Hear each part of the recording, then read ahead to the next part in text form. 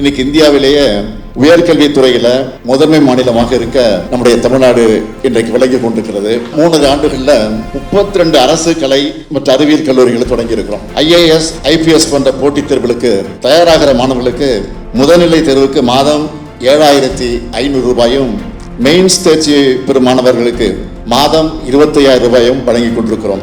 6 முதல் 12ஆம் வகுப்பு வரை அரசு பள்ளிகளை படித்து IIT, NIT போன்ற ஒன்றிய அரசு நிறுவனங்களில் இளநிலை கல்வி பயில சேர்க்கை பெற்றவர்களுக்கு முழு கல்வி செல்வையும் இந்த அரசு ஏற்கும்.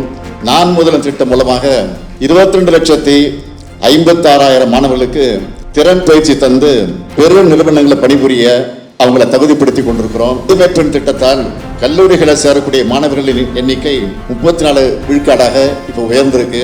தமிழ் புதல்வன் திட்டத்தால் மாணவர்களின் உயர்கல்வி ஆர்வம் அதிகமாகி இருக்கு.